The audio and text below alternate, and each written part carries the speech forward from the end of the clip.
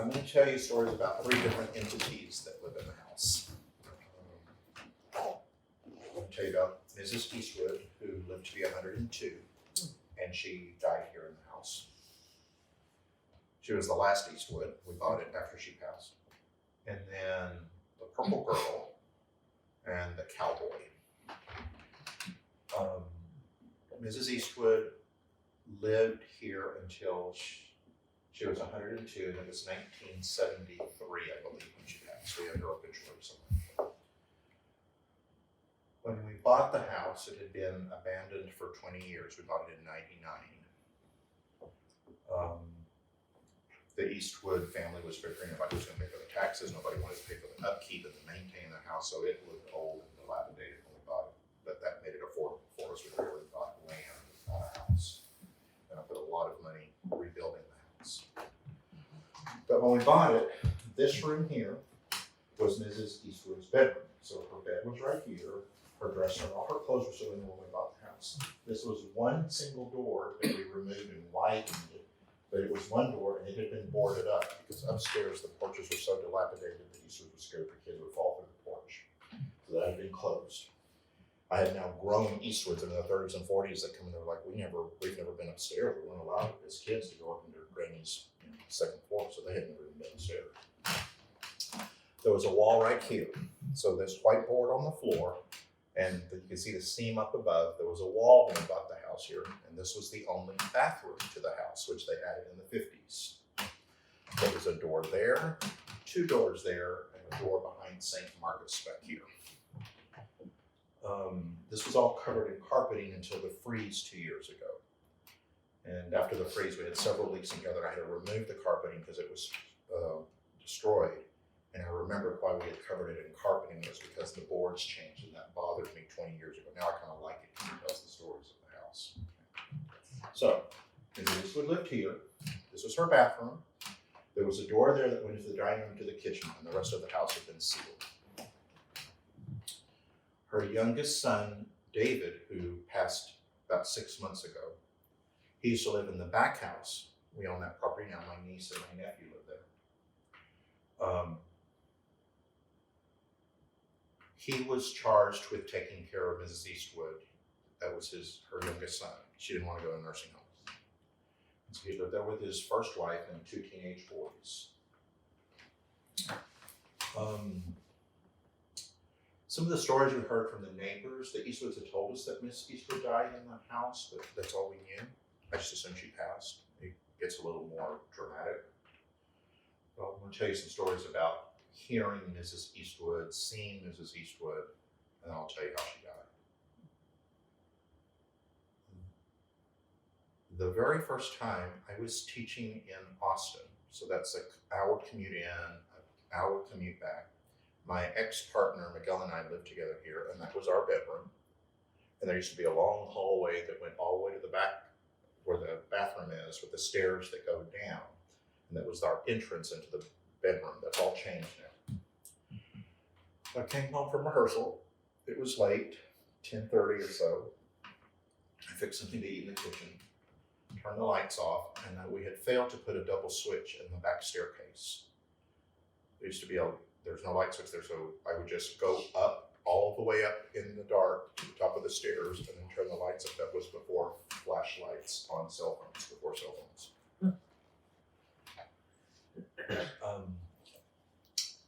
I got to the top of the stairs, and just before I flipped the light switch on, down in the bottom of the stairs in the darkness, I heard, "No." And the first thing I did was, "Miguel." Because we used to like to scare each other. And then I heard like shuffling down here. And I said, "Miguel?" Nothing. Well, just to check, I remember bouncing on the floor to see if the floors creaked. They didn't creak. There was an accordion door where our bathroom was, and I did the accordion door. It didn't sound like what I heard. Like, "That's Miguel."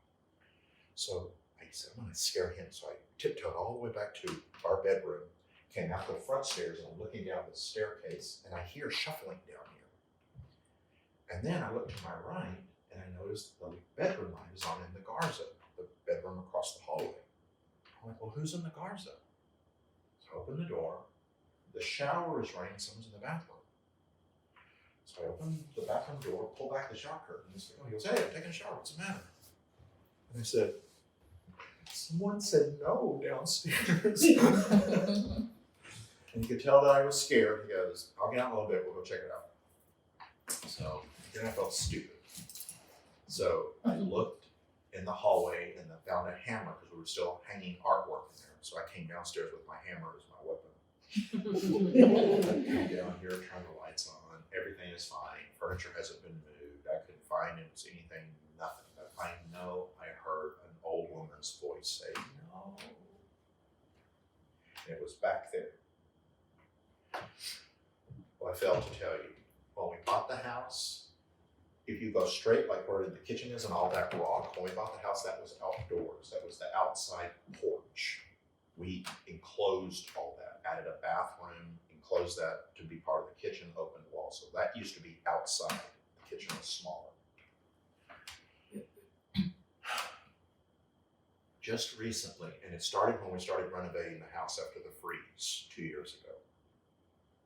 I started to hear her. She knows my name. So I know her, I recognize her voice.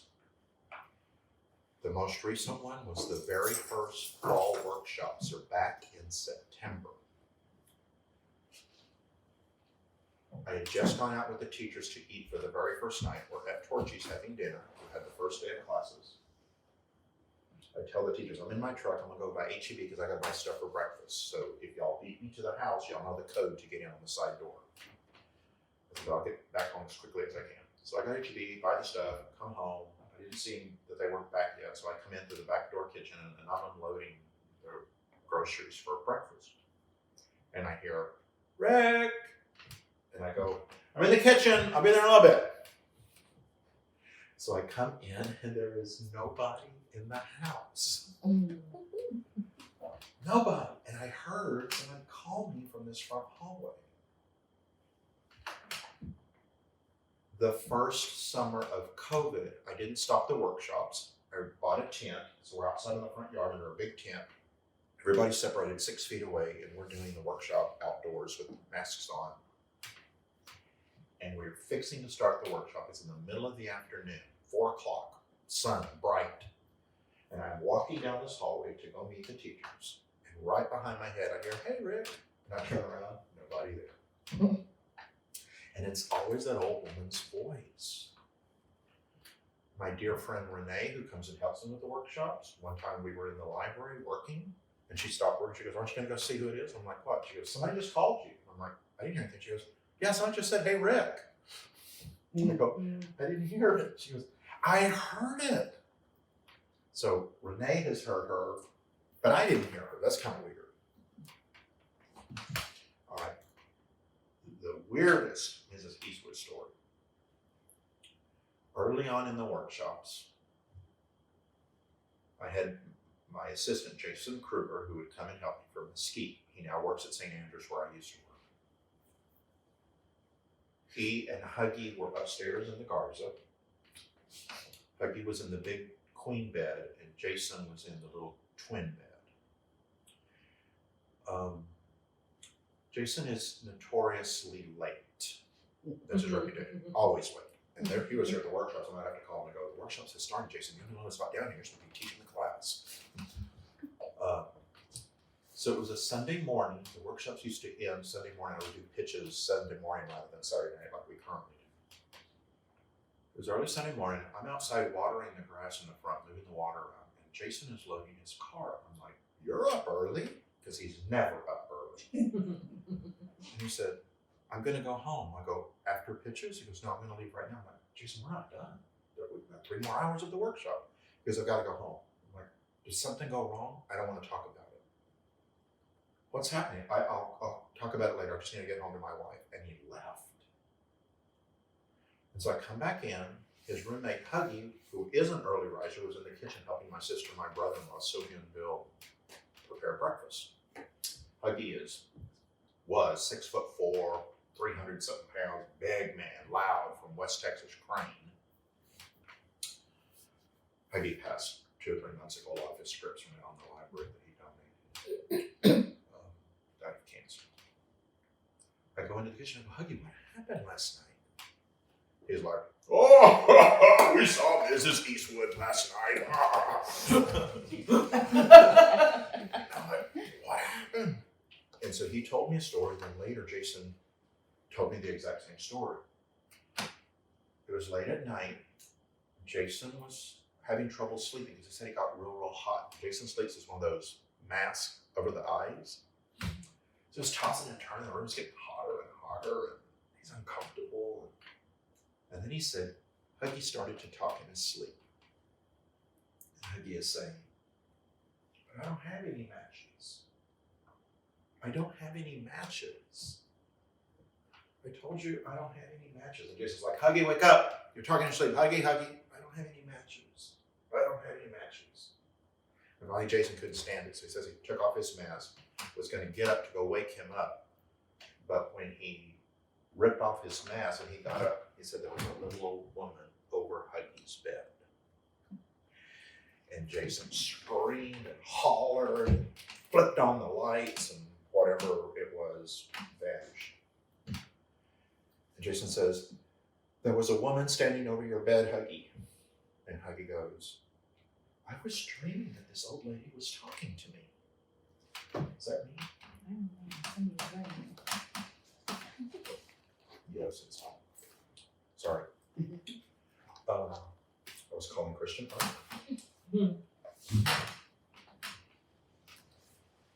Huggy said, I was dreaming that this woman was talking to me.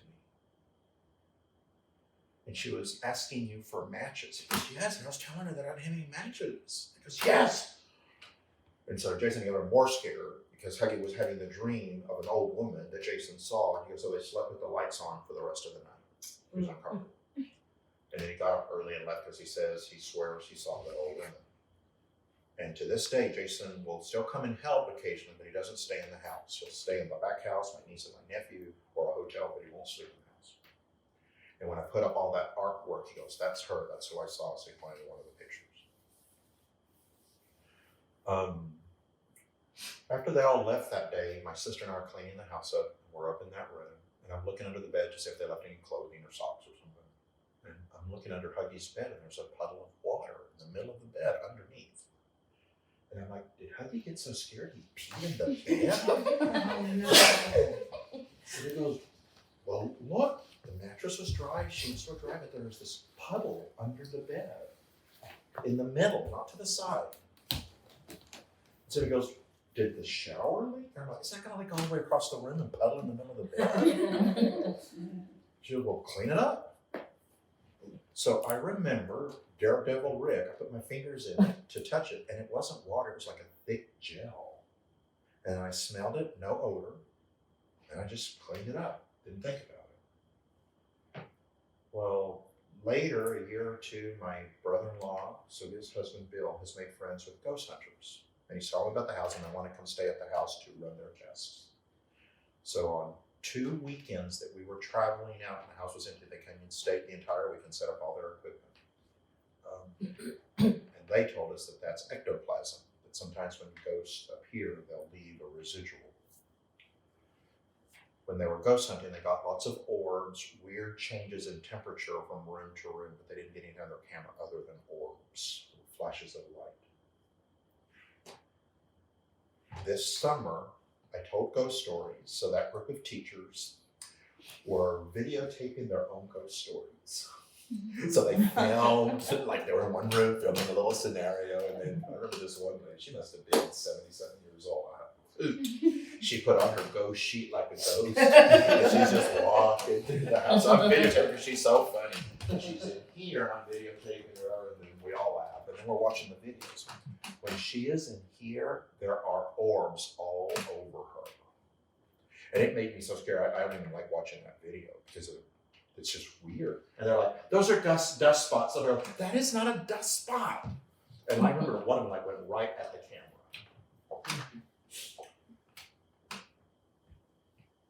All right, Mrs. Eastwood. We got this story from the neighbor, not from the Eastwood family. According to the neighbor, it was going to freeze one night. Mrs. Eastwood is here in the bedroom.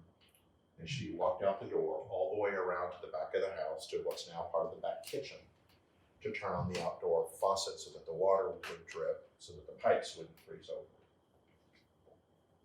She slipped on the sidewalk back there, broke her hip, fell.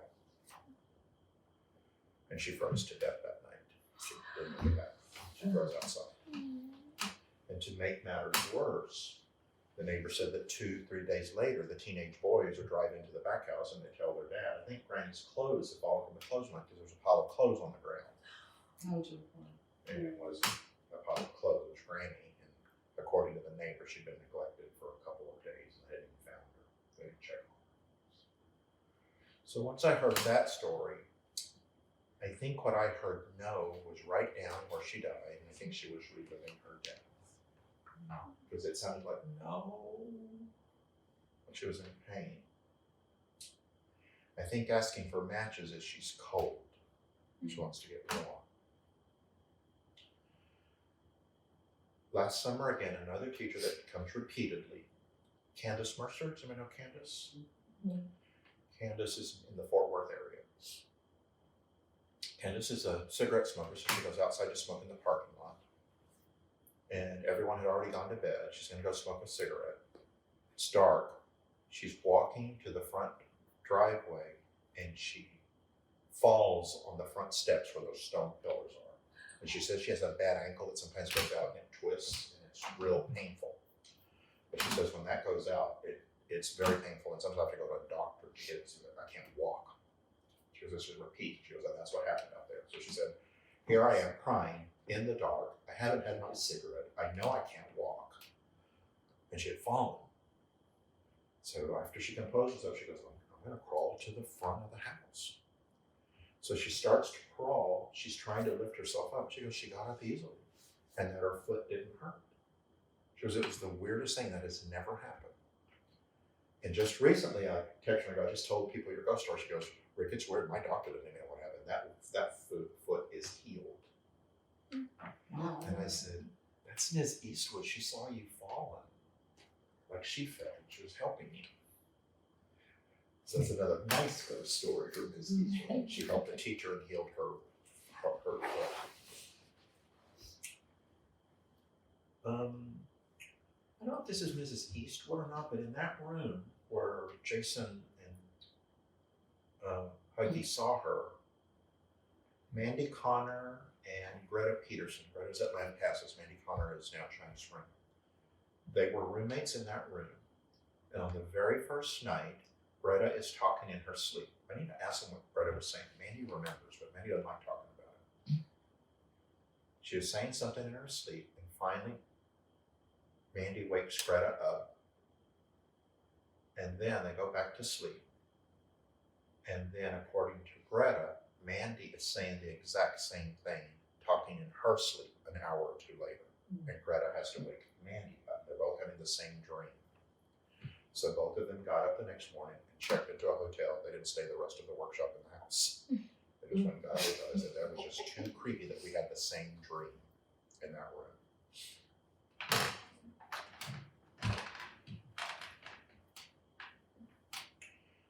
Purple Girl. All the Garcias, my family, were here. I forget what the family gatherings, but we're all here in the living room, spread all the way across, laughing, talking at night.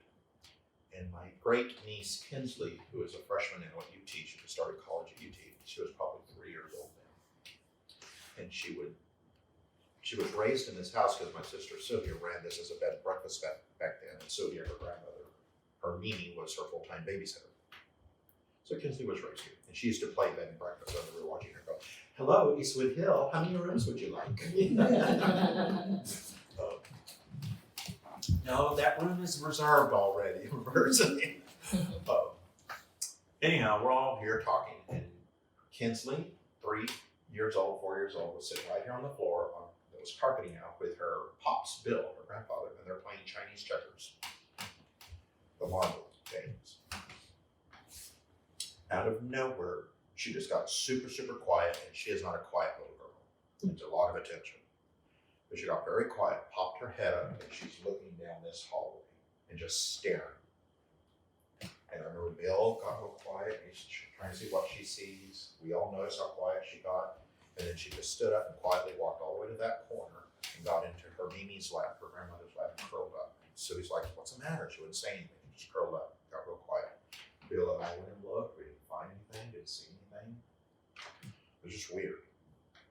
So the next morning, all my family has left. They've all gone back to their own houses. Sylvia's talking to Kinsley. She goes, what did you see last night, Kinsley?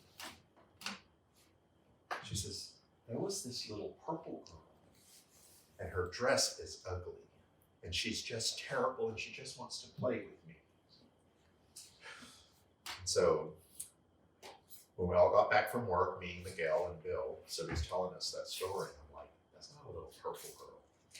That's a little black girl, because I know the history of the house. When the Eastwoods came to Texas in 1847, they came with 3 slaves when slavery had been outlawed. It's an early Texas slave farm. So I think what Kinsley saw was a different pigmentation when she's 3. She called her a purple girl. So it's a little black girl, because I know the history of the house. Well, a month or so later, I don't remember, they're cleaning house again, and Kinsley's right here polishing the paneling on the staircase. Singing, talking to herself. Sylvia's in this room cleaning, and then once again, dead quiet. So Sylvia comes out to check on what's going on. And now Kinsley is at the foot of the staircase, staring up to the landing where it turns. And she goes, what's the matter, Kinsley? She goes, Mimi, it's that purple girl again. Well, what's she doing? She just keeps looking at me and she wants to play. So Sylvia at that time left the house, because the second time, and she wouldn't come back till we all got back from work. Kinsley sees a little girl in the house. And they say that children are more open to spirits. The third one is in what we now call the purple girl room, because most of the apparitions happen there. They're in there cleaning, same thing. Kinsley stops and is staring towards what's now the bathroom door. That used to be towards the back outside porch, but she's staring that direction. And Sylvia goes, is it the purple girl again? Yes, Mimi. Is she looking at you? No, Mimi, this time she's looking at you. That scared Sylvia even more. Miguel's family, he had dual citizenship. He's from Mexico and the United States. He was pre-med at UT when I met him. And so his sister was a pharmacist and his brother-in-law was a doctor in Monterrey, Mexico, and they liked for their kids to come stay with us so they could learn English and immerse in English. So every summer we had Carlitos and Marifer, Carlos and Maria Fernanda here with us, and we would put them in that room. And then they had told us they didn't want to sleep in that room because there was a little girl that bothered them at night. And they refused to sleep in that room, so they had to move them. My older brother Roy and his wife were there, and he goes, I don't know who it was, but somebody kept messing with my toes at night, like tickling his toes. My other sister was sleeping in there, and she said she could feel like somebody kicking underneath the bed. So a lot of purple girl playful stuff in there. There's some creepy stuff, but I'll tell those last. Then we started to associate purple girl with marbles, pennies, and jewelry. We would find pennies out of nowhere, and Sylvia's an immaculate cleaner. But out of nowhere, there's a shiny penny. And then marbles, out of nowhere, marbles. And then I remembered that the first time Kinsley saw the purple girl, they were playing with marbles. And so I looked up marbles, and in this particular article, it said that marbles are sometimes associated like crystal balls. Crystal balls contain energy, glass spheres. And so that marbles are sometimes necessary for a ghost to appear, and they get energy from. So that explains the marbles. Pennies are copper. They're also conduits. So I've just made that own analogy myself that we're finding pennies because copper is a conduit for electricity and energy. The jewelry. The very first time that jewelry became an issue was the very first Maestro workshop that I did here, 2002. I was advertising at the UIL state meet with flyers. This was before emails, computer, that wasn't the norm. So I just put flyers up, and I got 7 teachers registered that would call to make their reservations. So the first reservation was Ann Hogan from Newton, out by Beaumont. And the first time she's like, I see that you're putting 2 teachers together. Is there any way that I can have a private room? I said, well, I can put you in a private room. I said, but part of it is becoming friends and getting to know each other. It's this sort of thing. And she goes, I just really want to be in a private room. I said, okay, I'm going to have to charge you a little more. She goes, that's fine. Then she called back. Do you have a gym? Because I work out regularly. I'm like, and we're not that kind of a facility. And then the next time, well, can you put me in a room that has carpeting so I can work out, or do I need to bring my mats? And so I said, I'll put you a room in carpeting, which was that one. And then I told my sister, she's kind of a bitch. I don't even think I want her to come. And so, first workshop, I was renting hideaway folding down beds. I rented tables and chairs. We were not furnished. I'm ready. Let's get in and do it.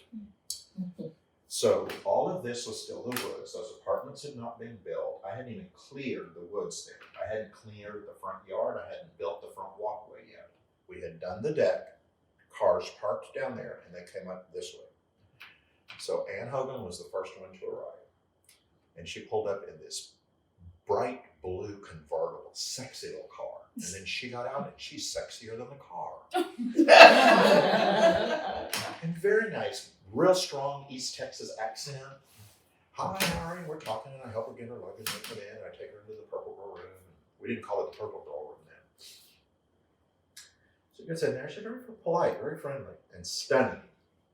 And I said, okay, make yourself at home. And so she goes in, locks the door. Other teachers start to arrive. And when the teachers are here, y'all know how friendly everybody just starts talking, getting friends. Maybe the drama teachers are loud.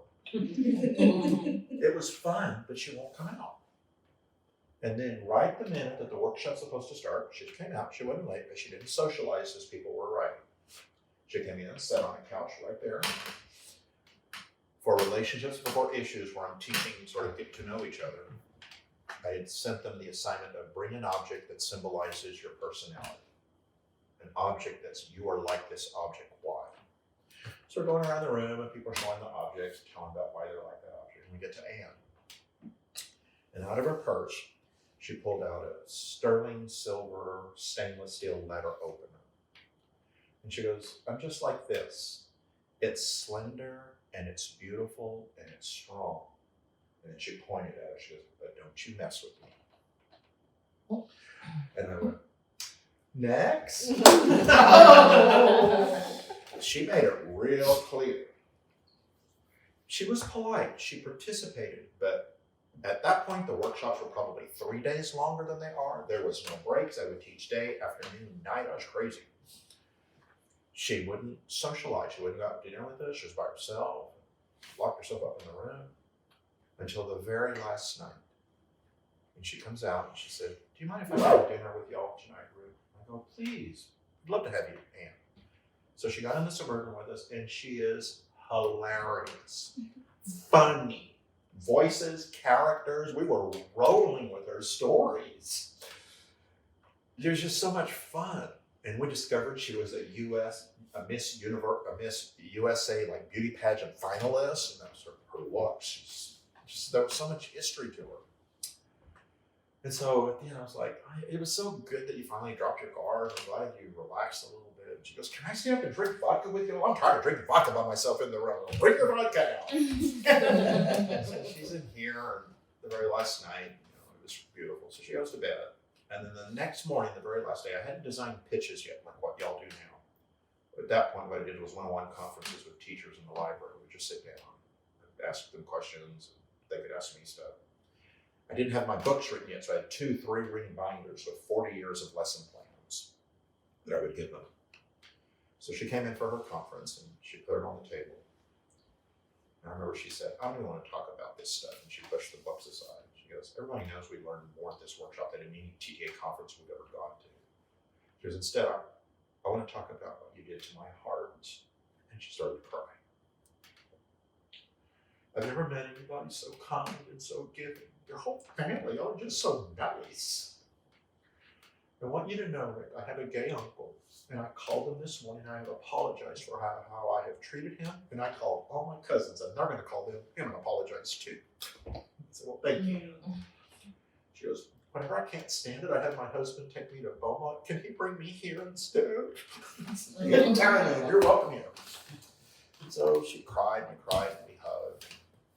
She goes into her room to finish packing. People are going to get ready to start leaving after I finish the conferences. By the way, when she left, about 3 days later, I got a card from her husband, who I have never met. And basically it said, I don't know what you did there, but thank you. She needed that. All right, we're fixing ready to leave. Teachers are hugging, saying goodbye. She comes out of her bedroom, and she's holding a gold hoop earring.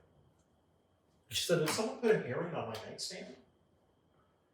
And one of the teachers goes, Ann, you made it real clear. Ain't nobody going in your room, Ann.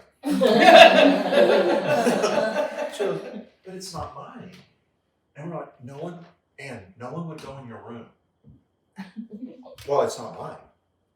And I, at that point, I was like, okay, so I just threw it away. I don't know where it came from. And then later, as the months and the years went on, more teachers are finding rings, earrings, marbles, pennies, and then they start losing them. Teachers are like, I can't find my earrings. And I know I put them on the nightstand.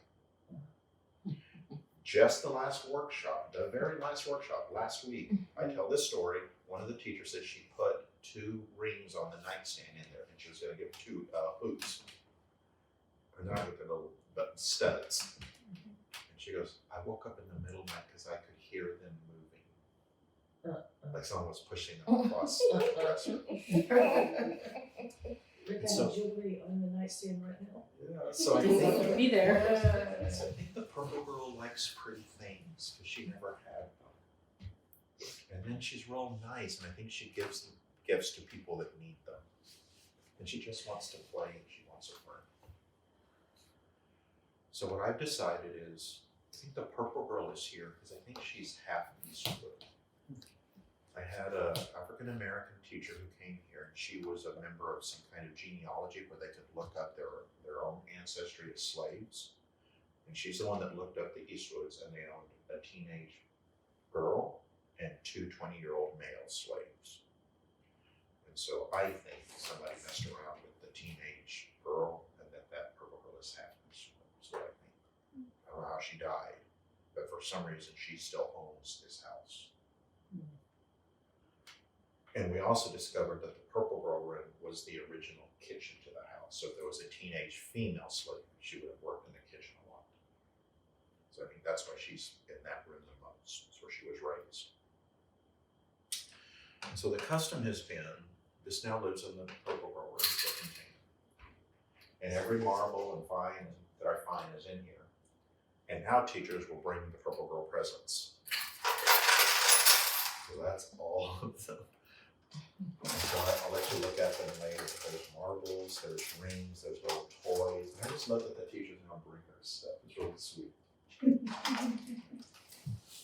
Those are all hers. One of the teachers, her son, just graduated from college, and he stayed in there alone. And he was talking to her. So like, did you make it in? He's like, yeah, I'm here.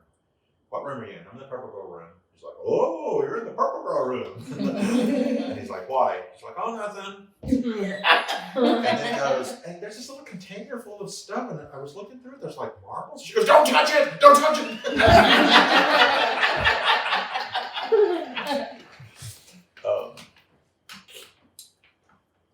The cowboy.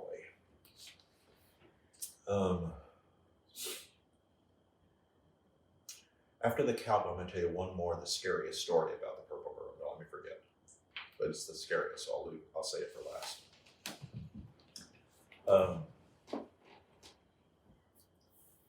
Kinsley was in here again, but she's cleaning in the living room. Sylvia's cleaning front rooms, and Kinsley starts hollering, I want to go outside and play with Pops. And Sylvia's like, your Pops isn't here. He's working in Austin. No, he's outside smoking. And Bill was a heavy smoker. No, Kinsley, he's not. He's in Austin.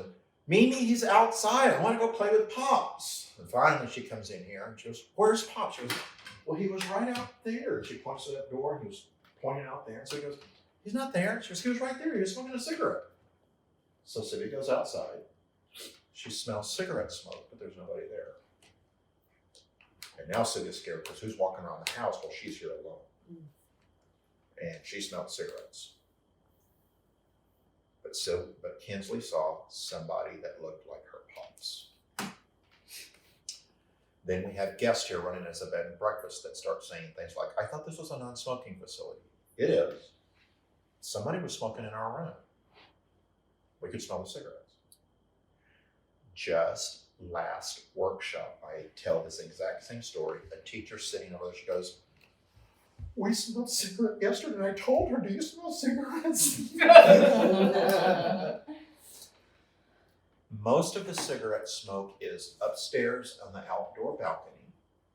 It's a lot out there, and sometimes it permeates into those front rooms. And then in the little room that I'm sleeping at, which is the Cowboys Loft, which is up there. And we named it the Cowboy Loft because I smell cigarette smoke up there a lot, and I've seen him in that room. Sylvia's cleaning. I'm down here in the staircase. I think I'm polishing the paneling.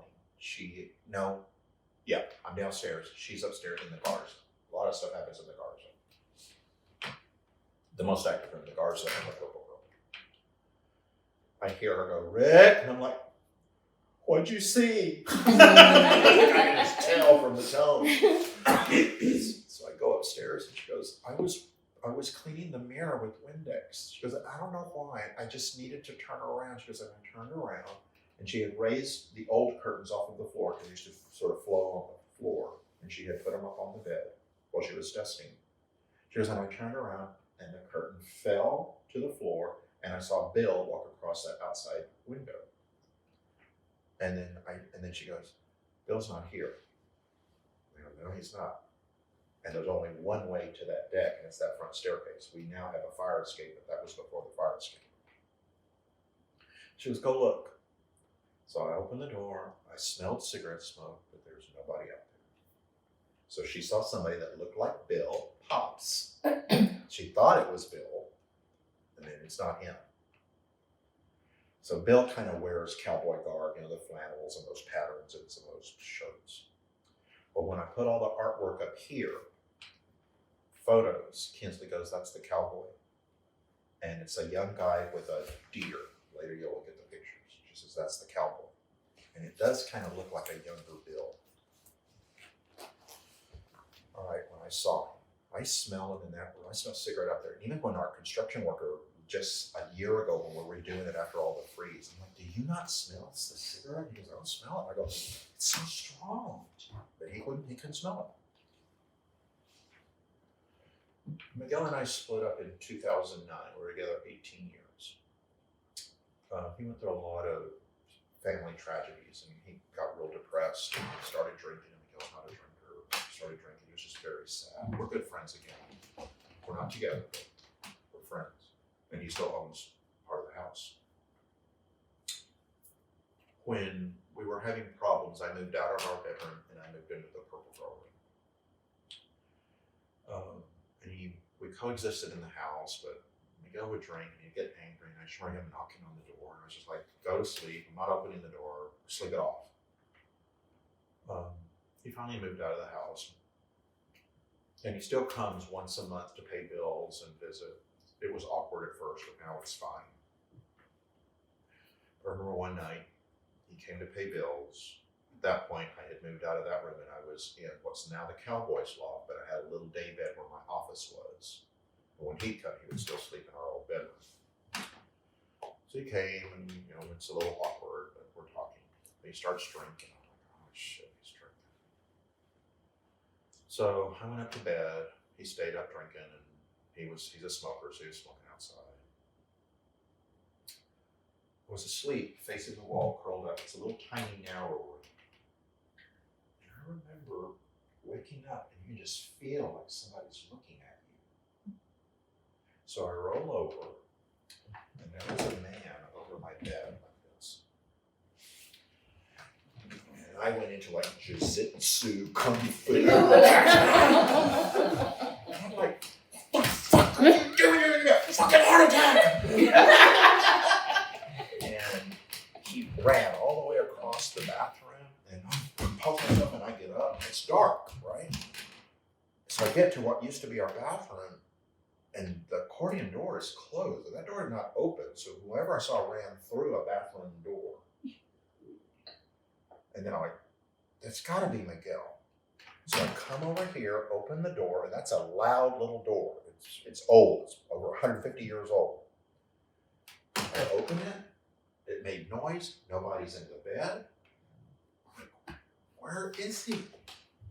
I come back downstairs, his truck is here, he's not in the house, I've got to circle around the house, maybe he's outside smoking, can't find him. So I go back upstairs and I go, I'm gonna redo it. I was here, somebody was looking at me, took off running that way, I go in and look again.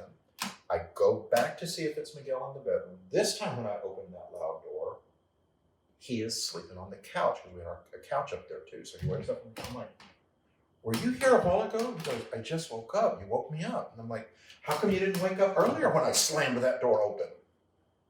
He's like, I didn't hear it. Were you there? Yes. And he goes, what's the matter? I go, somebody was looking at me while I slept. They were leaning over my bed. And Miguel's pre-med. Now he does medical research. He didn't finish med school. And he goes, you're kind of upset. Let me check your blood pressure. I don't need my blood pressure checked. Well, here, take a aspirin, calm down. You can sleep in your room. I'm not sleeping in this room. I'm like, why aren't you in the bed? He goes, I don't sleep in that bed anymore, Rick. Okay. I went back to sleep, but I know there was someone leaning over the bed, and it was male. Now, I haven't seen him, but I smell him. But now, I'd say at least once a month or so, I will feel somebody lightly touch my body. And so the first one was I'd gotten out of the shower, it's hot, I'm lying down in bed, gonna take a nap in the afternoon, and I hadn't gotten dressed. I'm lying down on the couch in my birthday suit. I mean, on the bed.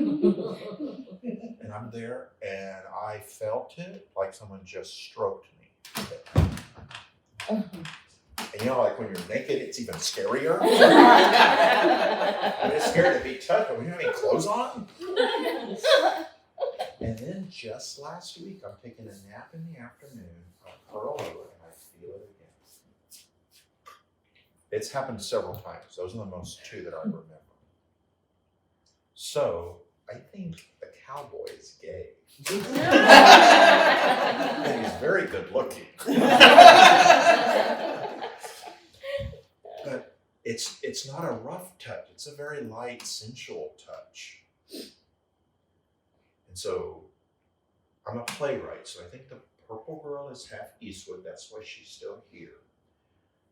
The story that we have gotten about that individual is that he married into the Eastwood family. He's not an Eastwood, he married an Eastwood female. And that's all we know. So I'm guessing he was probably closet gay, and he didn't live long. I think the Eastwoods took care of him. That's what I think. It's kind of ugly. Once it was discovered, if it was discovered about his homosexuality. Olden days. I think he's still here. All right, those are the three entities. The scariest was the purple girl. Sorry, Danielle, where are you? Well, you can come stay with one of us, right? There are 2 beds in my room. When Miguel had moved out and I moved into that room, it was more comfortable. It's little, it's tiny, and I like it. But one night I saw what I thought were headlights go across the wall where the door is. I saw headlights, so I remember looking at the window. At that point, we had these pull-down old vinyl shades that pull down. I'm like, light didn't go through those. They were down. So I thought there was a car that was U-turning on our property or something, but I saw headlights go across the wall. Weird. And then I'm asleep, and I hear,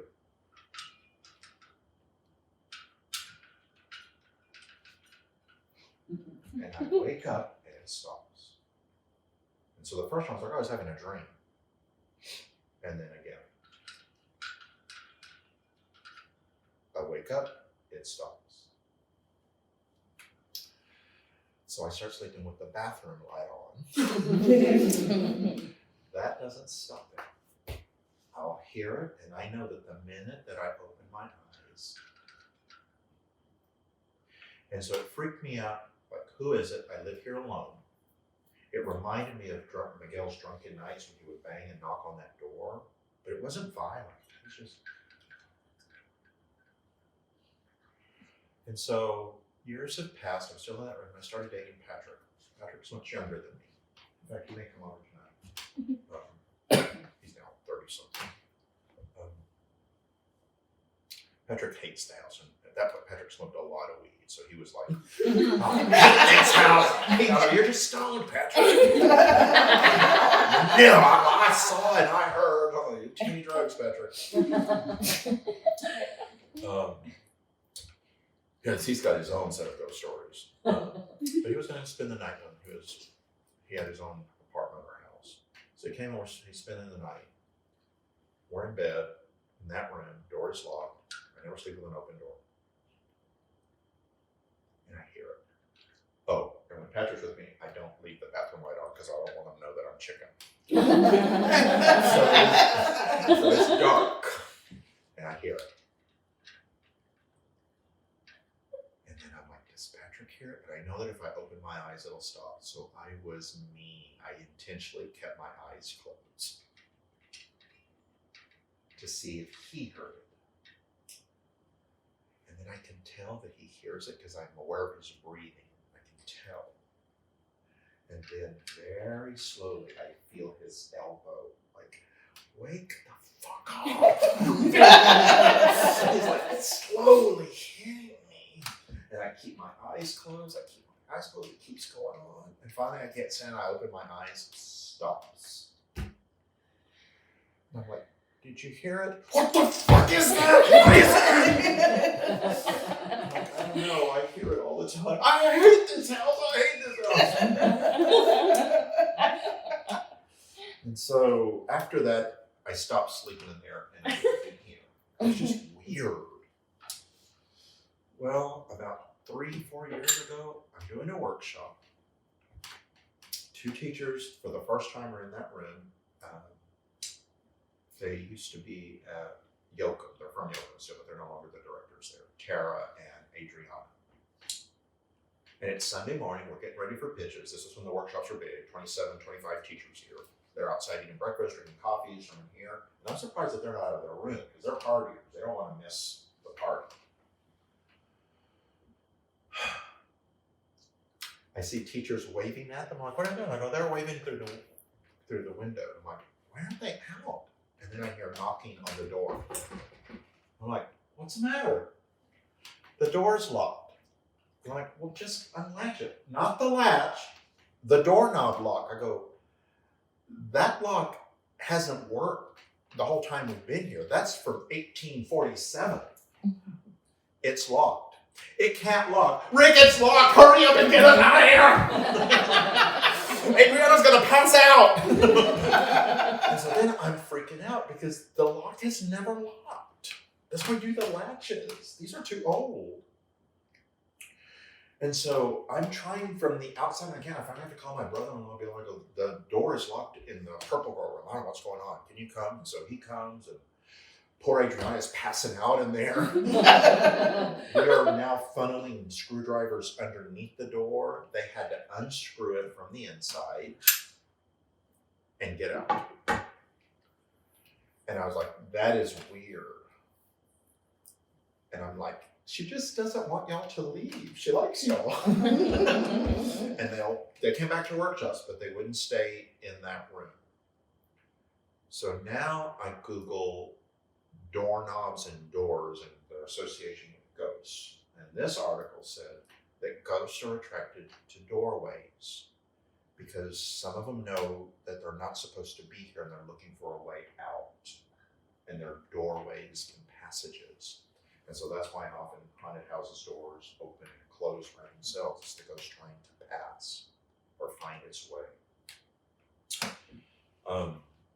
We removed this doorknob. I added another one from another door that I had because I didn't want it to automatically lock itself again.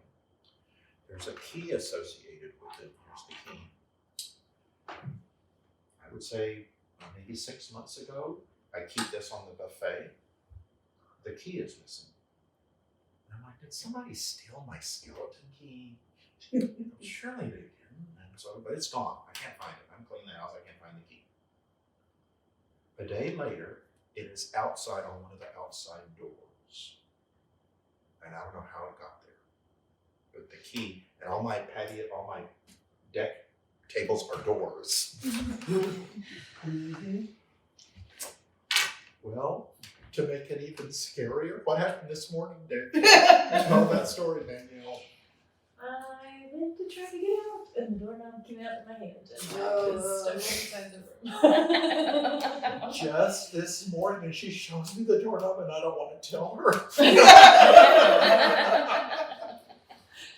I couldn't understand why the look on your face was so weird. I was like, I didn't do it on purpose. It wasn't that. It's the door doing it on purpose. All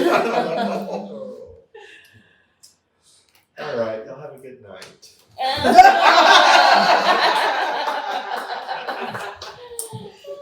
hope y'all enjoyed that. That was Yes. Yay. Oh, you said you had a story about the chandelier. Oh, Yeah. No, you're fine. You're fine. I'm telling I stopped recording. I'm telling ghost stories, and there's not a lot of light, right? Right. And it's a full room of teachers, and I see that they're distracted by something, so I'm looking to see what they're looking at while I'm telling the story, and they're all up here. And then I notice that chandelier is twisting. Jeremy, the ghost story, is doing that. And then one of the teachers said, it's twisting, and she saw an orb like Cordell and hands back in that hallway while it was twisting. And the other thing that, like today, that light bulb turned off with the electricity off. Yeah, there's another story. Because it started, one of those bulbs started flashing while it was on. And it just kept, it was kind of weird and didn't really have a rhythm to it. And then he turns it off and the bulb. Still flashing. Yeah. Another one, I'm sleeping in here. Patrick came over early one morning. I'm still asleep, and he wakes me up. He goes, what happened with the chandelier? I'm like, what? He goes, in the living room, the chandelier. I don't know what you're talking about. He goes, come look. I get out of bed. That chandelier is dangling. They just come off its hooks, and that's a heavy sucker. You have to lift it off of its hooks. But it was dangling. I thought, well, how'd that happen? Nobody's here. Nobody bounces. Nobody knocked it. Pushed it. It's weird that it came unhooked. So I'm like, I'm gonna go get a ladder. So I get the ladder. I'm gonna hang it back up. When I set the ladder up, there's a marble right there. I got a couple of kids. Nick's got a funny Watch your eyes. No. What? Are those good? Yes. Those are always the best. Once he was like my hand the entire I'm not sleeping for a week. Can we sleep with the light on, please? Hey, y'all are staying in here. Yeah.